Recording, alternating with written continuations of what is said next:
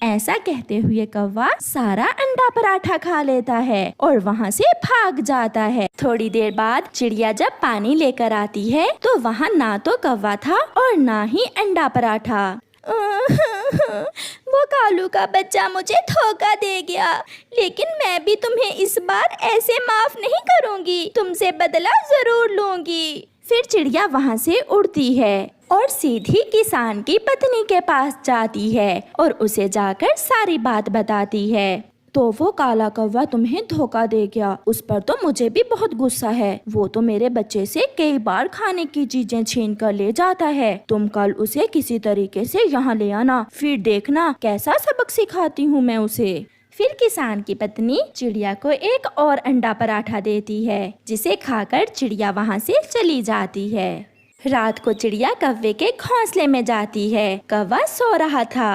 कौवे भैया उठो, मैं आपके लिए एक अच्छी खबर लेकर आई हूँ। कौवा उठ जाता है।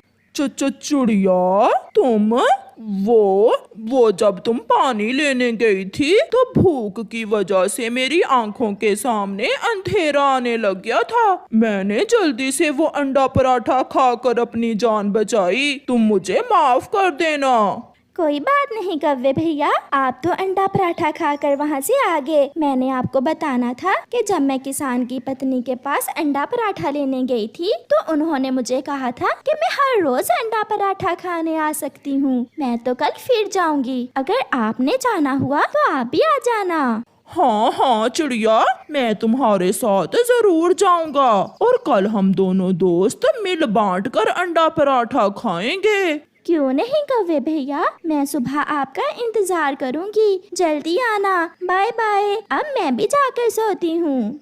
फिर चिड़िया भी अपने घोंसले में जाकर सो जाती है। अगली सुबह चिड़िया अभी सोई हुई ही थी कि कौवा आ जाता है। चिड़िया मेरी दोस्त, उठो, जल्दी करो, किसान की पत्नी तुम्हारा इंतजार कर रही होगी, अब हमें जाना चाहिए। हाँ कौवे भैया, चलो चलें। फिर चिड़िया और कौवा किसान के घर की तरफ चले जाते हैं। किसान की पत्नी भी अपने बच्चों के लिए अंडा पराठा बना रही थी। वो दोनों आंगन में मौजूद पेड़ पर बैठ जाते हैं। कौवे भैया, आज आप भी मेरे साथ चलें। किसान की पत्नी बहुत दयालु है, वो आपको कुछ भी नहीं कहेगी। मैंने कल उनको आपके बारे में बताया था। वो तो कह रही थी अपने दोस्त को जरूर साथ लेकर आना, हम चूल्हे के पास बैठकर गरम गरम अंडा पराठा खाएंगे और साथ में चाय भी पियेंगे।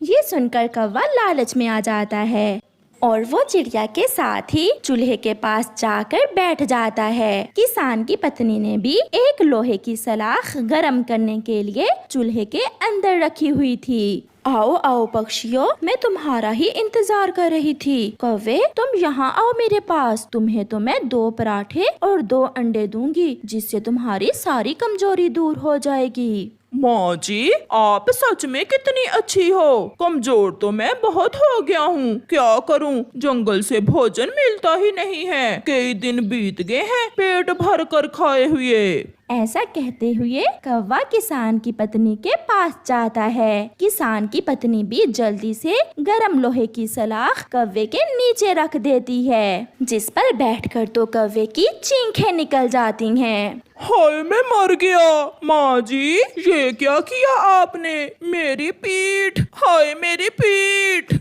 ऐसा कहकर कौवा वहाँ से भागता है, जिसे देखकर चिड़िया, किसान की पत्नी और बच्चे हंस रहे थे।